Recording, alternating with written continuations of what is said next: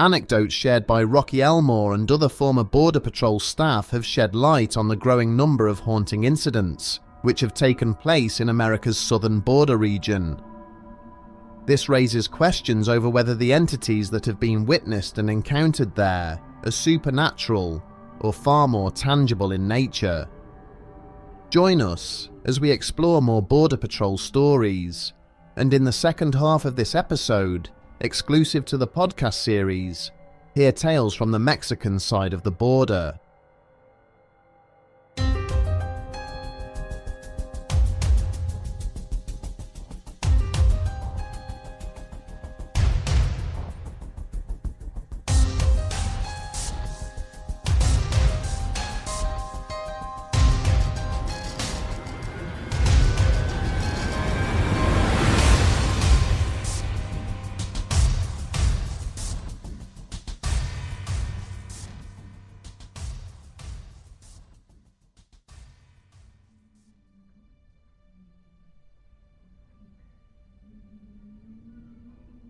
During the mid-1990s, Border Patrol agents based in California's Otay Mountain region found themselves involved in a series of inexplicable and unnerving events.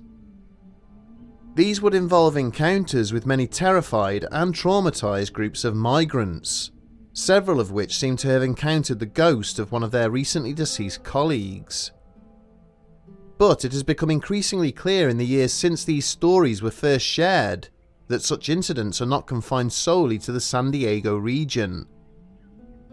At the same time those events were occurring, agents at different points all along the same border were experiencing similar mysterious encounters. One of these incidents would take place near to a river crossing at Fort Hancock in Texas, where patrols would regularly detain groups of Mexican nationals trying to enter the United States. The small migrant processions there would sometimes use a wide bridge spanning the Rio Grande in order to assist with their crossing. One night, the officers who had been posted to patrol the river were notified of a group of 6 intruders sighted by the operator of a nearby imaging device. Situated upon an area of higher ground overlooking the river, the agent using the night vision scope observed the group wading into the water. They had positioned themselves directly underneath the bridge, in the hope that it would hide their progress, before finally emerging up onto the American side of the river. Hurrying down to that location, the Border Patrol agents radioed up to the scope operator asking for the direction in which the group had headed away from the bridge. But then they received a slightly confusing reply, stating that the group in question had not made any effort to escape, and had instead remained huddled together beneath the structure. When the American agents arrived, they duly located a soaking wet group of 4 adults and 2 young children sheltering against one of the concrete supports on the riverbank. But their efforts to extract the group met with extreme resistance, the adults holding on tight to their children and refusing to move away from the bridge. Eventually, the group related in broken English how they had been about to head off towards some higher ground when they had heard a horrifying sound. A female voice howling and screeching in the night had seemed to follow them across the river from the direction they had come. They believed this to be the vengeful spirit of La Llorona, a woman who had drowned her 2 children in a fit of jealous rage and now sought others to replace them.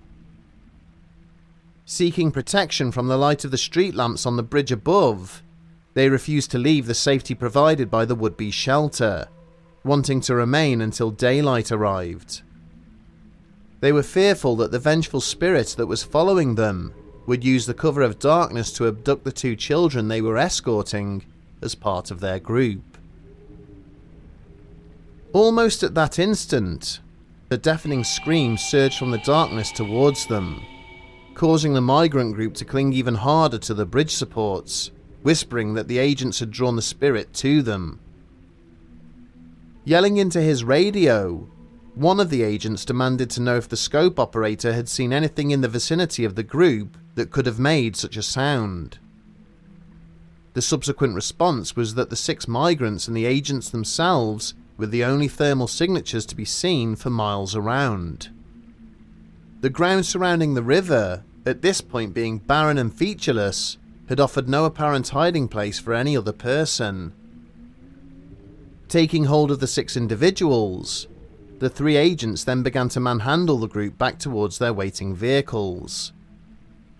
However, they were again assaulted by a deafening howl of indignation and rage, this time from somewhere nearby.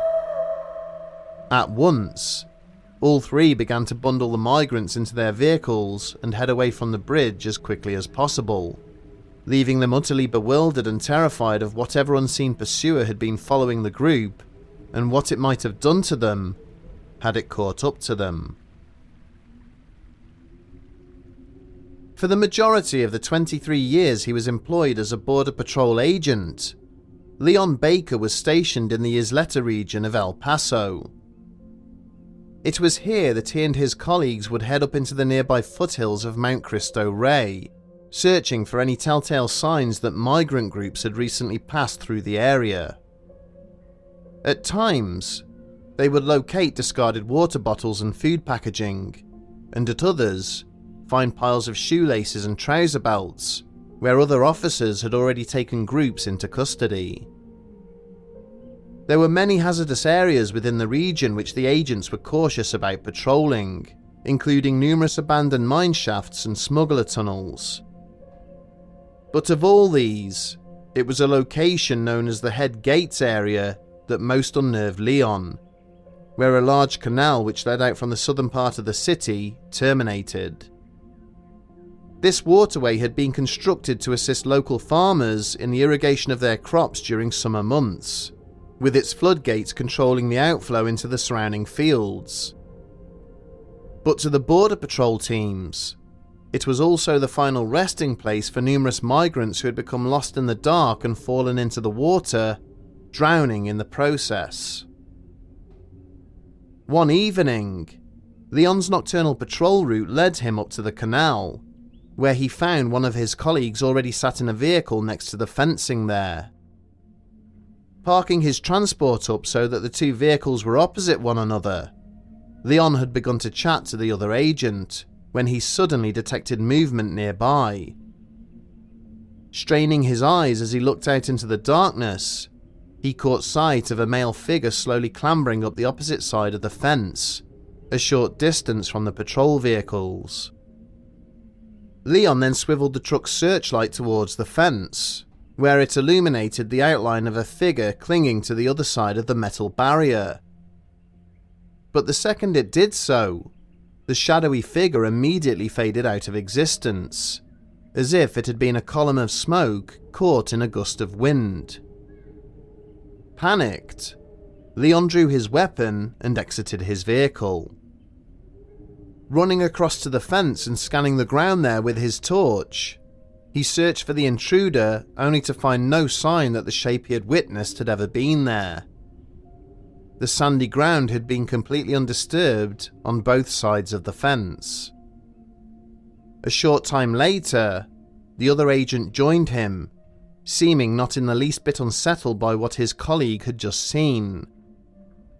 He informed Leon that on several prior occasions, he had also encountered shadow people up by the sides of the canal, including one such figure that had apparently been in the process of physically hauling itself up from the sandy ground directly onto the rear of his truck. Each and every one of them would evaporate or vanish when torchlight was shone upon them. As well as the haunting events taking place at Head Gates, the agents were also apprehensive about patrolling a small cemetery that was known locally as Smelter Town. Founded during the 1800s in the grounds of a former copper smelter, it was rumoured to have been filled with the bodies of children who died during the 1918 Spanish flu outbreak. Situated on a rocky outcrop, the cemetery provided commanding views of the nearby desert, allowing agents to easily spot approaching migrant groups. But a number of Border Patrol officers had refused to go up there, following encounters with what they believed to be the spirits of dead children. Several reported that whilst alone at the location, stones had been thrown at their vehicles, and children's voices giggling or singing nursery rhymes in Spanish could be heard. Two of these agents claimed that they had even witnessed apparitions of these spirits, with one claiming that he had heard a thump on the rear of his truck and the pitter-patter of small footsteps running away. The agent had exited the vehicle, only to discover that no one was there. Moments later, mocking laughter echoed from the surrounding darkness. Another agent stated that he had dozed off for a few minutes, awakening to find a small dark-haired girl in a floral dress seated alongside him in the passenger seat, laughing and then slowly fading out of existence. He then checked both doors of the truck's cabin and was dumbfounded when he discovered that they were still securely locked, as he had previously left them. A number of Leon's fellow agents also reported strange incidents which involved the use of the department's thermal imaging devices. The majority of the forward-looking infrared or FLIR scopes had been passed to the Border Patrol by the Army, removed from military vehicles which were being decommissioned. As a result, many had been secured to Border Patrol vehicles using a variety of improvised methods, having rudimentary stands or supports fitted to allow their operation. Not long after they came into circulation, stories began to emerge of agents who had witnessed unusual incidents whilst using them, which defied explanation. Several operators claimed that they had observed thermal targets moving over the terrain for a sustained period of time, which were then not visible to the naked eye. On one of these occasions, an agent operating a FLIR camera from the back of his vehicle detected a lone figure walking slowly and confidently along a nearby riverbank. As he had directed other agents towards the location, the operator watched the figure then drop down into a nearby rocky depression, in an apparent effort to avoid detection. However, when the other Border Patrol officers arrived and entered the same depression, they reported seeing no sign of the target or any evidence it had been there. They noted that the target couldn't have left the area without being detected by the FLIR scope that was trained upon it. In a second reported incident, a FLIR operator on board a patrol helicopter had detected a solitary figure moving at speed through a nearby valley. As agents approached the figure, it had then walked into a nearby bush, seeming to suddenly melt or collapse into the undergrowth. The operator continued to guide his colleagues on the ground into the bush, commenting that he could still clearly see the figure's thermal signature hidden within it. But when the agents arrived and searched the vegetation, they reported that there was nothing there. The agent aboard the helicopter protested, asking them to search it several more times, as the heat signature remained visible. But as the agents on the ground poked and prodded their way through the undergrowth, passing right over where the figure was apparently lying, the same heat signature then faded away. Rumours soon began to circulate that what had been witnessed might be connected to prior use of the scopes in military theatres, such as Iraq and Afghanistan. The devices may have been replaying previous incidents they had captured, or perhaps they had somehow trapped the spirits of those who had been seen dying by their former operators.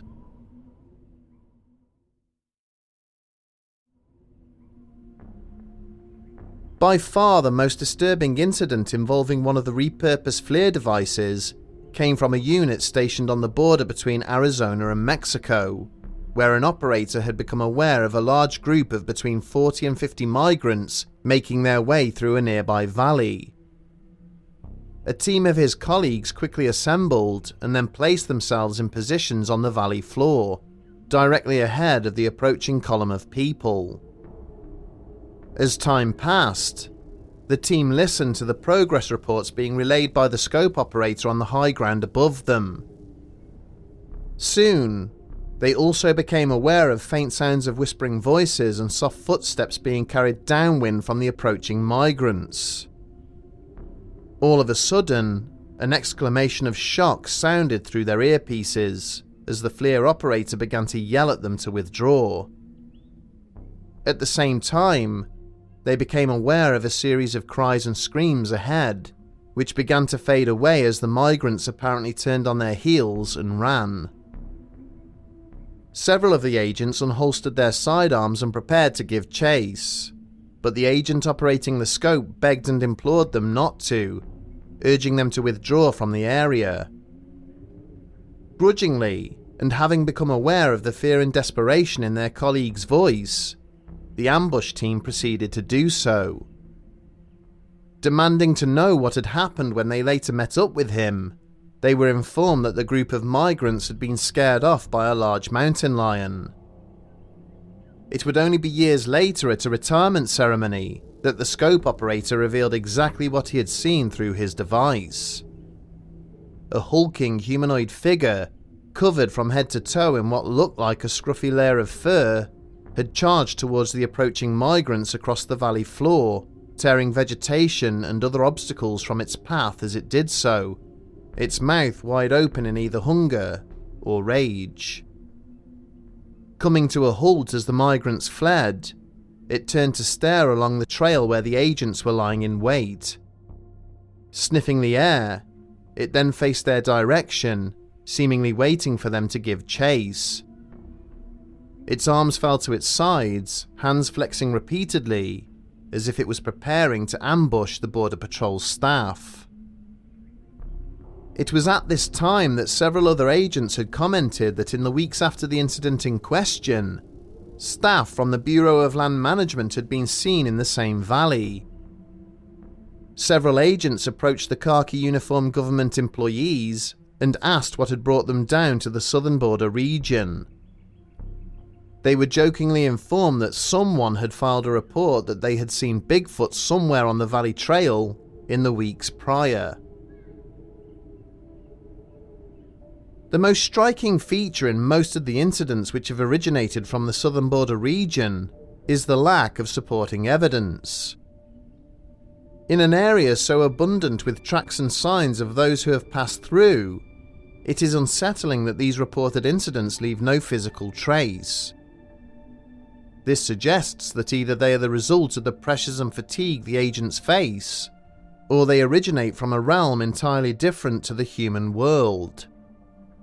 A realm that perhaps the migrants crossing the border understand far better than those who lie in wait to detain them.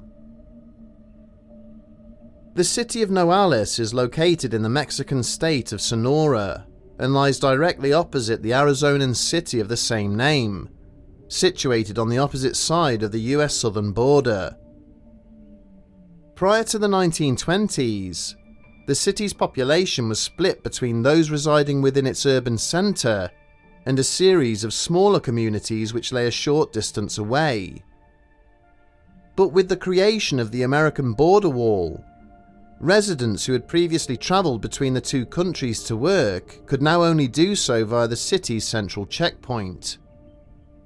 As a result, many situated in the outlying areas chose to move into the city itself, leaving their old settlements to slowly fade into obscurity. In one such community, residents learned to coexist with a bizarre and haunting phenomenon, which occurred during the warmest months on cloudless evenings when the moon was at its highest in the night sky. At this time, the streets of the small town would suddenly empty, with the doors of the few remaining houses being firmly closed and locked.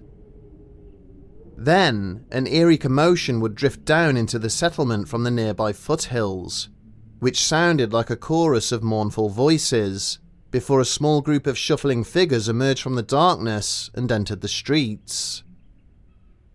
Moving from house to house, their fingers scratched at windows and doors, their raspy voices requesting assistance from those inside. The individual features of their faces had long since been lost to the sands of time, replaced by leering skulls. Their slow journey through the settlement lasted only a few minutes before they returned to the mountains where they had died many years earlier. They had apparently been denied food and water by the town's residents whilst on a perilous journey. As a result of failing to secure the necessary provisions in such a harsh environment, their bodies had never been found. Returning from their place of death every year, they seemed to either be desperately searching for help from the people of the settlement or accusing them of directly contributing to their deaths. Either way, it serves as a sinister and supernatural reminder of the dangers that await those brave or desperate enough to undertake such an excursion. Luciana Torres was born and raised in the suburbs of El Paso, not far from the checkpoint leading to the American side of the border. She and her sisters had grown up hearing stories about the dangers present on the porous boundary between the two countries, and like many other young Mexicans, she had also heard tales of another dangerous boundary, the one which separates the land of the living from that of the dead. While she had never been involved in any paranormal encounters, she had spoken to many who claimed to have come face to face with terrifying apparitions. One weekend as a teenager, she had set off as usual to visit one of her aunts, who resided a few short blocks away. The route she had undertaken was a regular one, with the locals she passed being very familiar to her. At the halfway point of the journey lay an unassuming residence, where an elderly occupant lived alone. For years, there had been rumours that the woman had dabbled in witchcraft and black magic when she was younger, leading most of the community to shun her. On this day, as Luciana passed the house in question, she noticed someone standing between it and the adjoining dwelling. Stopping in her tracks, she stared in bewilderment at a haunting figure, which was situated just inside the narrow gap between the two buildings. It was far taller than a normal person, with its head reaching just above the roofs of the houses, its thin body almost skeletal in appearance. One of its slender arms hung down by its side, almost touching the ground, whilst the other appeared to be reaching in through one of the open windows of the old woman's house. Having observed this terrifying apparition for a few seconds, Luciana soon came to realise that it did not appear to be moving, which led her to believe that it must have been a decoration of some sort, having been left there following the recent Day of the Dead celebrations. But then, ever so slowly, the tall figure's head rotated to look directly at her. A pair of glowing light blue eyes fixed upon the teenage girl. Gripped by an intense wave of fear, Luciana immediately walked on towards her aunt's house, where she decided not to speak of the encounter. Several hours later, on her return journey through the same neighbourhood, she again passed by the house in question, noting that the figure she had previously seen was now gone. At once, the door to the premises opened and two men exited carrying a laden stretcher covered over with a blanket, which they took across the street to a waiting ambulance. Over the next few days, the gossip in town was that the old lady in question had been found dead in her house that same afternoon, lying on the floor right next to the window where Luciana had witnessed the figure, her hands clutched to her chest and her face a mask of shock and horror. This encounter led Luciana to believe that she had somehow stumbled across an unwanted and unexpected visitor who had traversed the boundary between the living and the dead to take possession of the old woman's soul. Ethan Ibarra did not know the name of the abandoned settlement, which lay a short distance from his home in the border town of Agua Prieta. He recalled his father saying once that it had served as a staging post for coyotes, escorting migrants through the nearby desert and into US territory. In the same breath, he had forbidden his son from venturing amidst the small cluster of dilapidated residences, particularly after nightfall. These were warnings that neither Ethan nor his close friend Louise had heeded, and they soon set up a small den in one of the ruined houses. For many of their expeditions, the only other visitors to the ghost town they ever encountered was the occasional ocelot or puma, which the boys had respectfully avoided. Then one evening, after they had lingered a little too long at their den, the boys were readying themselves to leave when Louise had suddenly grabbed Ethan by the arm. As Ethan listened, he became aware of a haunting and unsettling sound emanating from the far end of the line of buildings. It sounded like a woman's voice weeping, her lamentations slowly growing in volume as she approached the house where they were. Crouching down, the two boys stared at one another in fear, having both been raised on stories of the ghost of La Llorona, the spirit of a mother who drowned her children when she learned her husband had left, and spent the afterlife searching for their souls. Moments later, a large shape came into view, silently making its way down what had once been the town's central road. What the boys witnessed from their hiding place was not a woman, dead or otherwise, but instead a large feline creature. Far bigger than any of the mountain lions or other big cats they had seen before. Its torso was covered in what appeared to be sharp quills, each looking as lethal as a short knife or dagger. Huge claws clicked against the rocky ground as it moved, and its jaws worked back and forth in what appeared to be hunger. As they looked on, it came to rest outside the house. A pair of glowing yellow eyes moved from side to side as if in search of something. Then, to their amazement, the bizarre creature threw back its head and let forth the cry they had previously heard, sounding exactly the same as a wailing woman. It proceeded to repeat this activity several more times, stopping near a dwelling on each occasion and producing a sorrowful call. After a while, it paused, snapping its head to one side. At once it took off at speed into the desert, heading towards the nearby border wall. Waiting until they were sure the creature had left, the two boys fled the ghost town and headed back home as quickly as they could.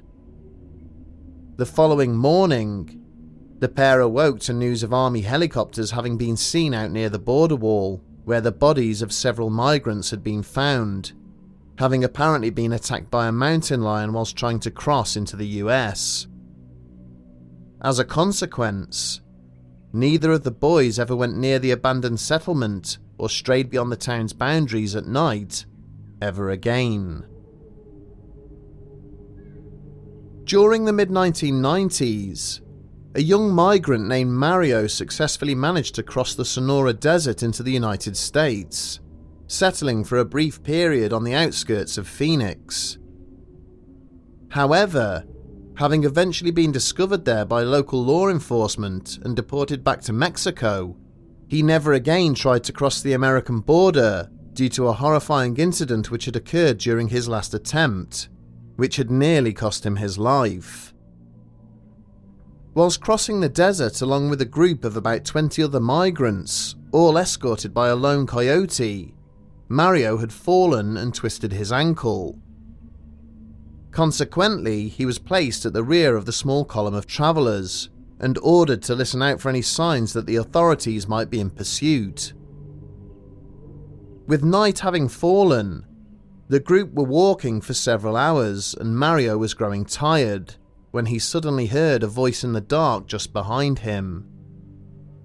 A man spoke in Spanish, telling him that the coyote was lost and was leading the entire group to its death. Stopping in his tracks, Mario called out for whoever had spoken to identify themselves, but received no reply. He began to reason that he must be imagining things, and just as he turned to walk on, the voice sounded again, this time coming from a completely different direction. The unseen man announced that he was trapped and injured and needed water, otherwise he would surely die. Again, Mario requested that the man reveal himself, only to once more be greeted by silence. Shrugging off the incident, the young man had turned and limped after the rest of the group. An hour or so later, they had all sat down to rest. It was during this period, as Mario was desperately trying to get some sleep, that he was unexpectedly roused by a worrying commotion. Hurrying across to the rest of the group, he found several young women screaming and shouting that something had come out of the night and dragged the coyote away. Locating the missing man's handgun and torch, which were lying discarded on the ground, Mario and 2 other men walked a short distance in search of their chaperone, but there was no trace of him anywhere to be found. The group hurriedly packed up and headed north, just as they had been advised in the event they became separated from their escort. Hours passed with Mario continuing to rearguard, before he suddenly became frozen to the spot in terror. Once again, a voice drifted out of the darkness, telling him that the group was lost and walking to their deaths, but this time, it sounded exactly like their missing chaperone, speaking with the exact cadence and intonation of the first voice. Shining the torch into the dark desolation around him, Mario still couldn't see anything. The same voice came again, repeating that he had fallen and was trapped, and that if he didn't get water soon, he would surely die. With a shriek of terror, Mario turned and hobbled after the rest of the group, only for a shadowy figure to come bolting out of the darkness behind him. A pair of strong hands gripped his legs and hauled him to the ground, attempting to drag him back away from the group. With a series of screams, he kicked out at his attacker, fighting with all his strength to try and avoid being taken. As he did so, the torch beam swung this way and that, illuminating glimpses of a savage reptilian face with yellow eyes and sharp fangs. Leathery arms covered in tan scales clung to his legs, the sharp fingernails cutting deep into his exposed flesh. In an instant, 2 shots rang out behind him, the man holding the coyote's gun screaming in Spanish for the creature to let go. The reptilian assailant had simply hissed at him, and then spoke once more in the missing man's voice. They were told in no uncertain terms that they would not survive another night in the desert, and that the flesh would be picked from their bones. It then flared into the waiting darkness as 2 more rounds were fired after it. The group hurriedly treated the deep lacerations to Mario's arms and legs, before lifting him from the ground and then struggling on into the morning light. When taken alone, stories such as these could perhaps easily be dismissed as urban legends or fabrications to dissuade others from attempting such dangerous journeys. But when put alongside similar experiences as related by Border Patrol staff out on the ground in the same areas as these witnesses, they become more unsettling. Every year, a growing number of cadavers are recovered along the southern US border, the bodies of those who have lost their lives in their attempts to cross over. The question is whether they died as a result of the all too present dangers in our earthly realm, or something else lurking beyond the veil.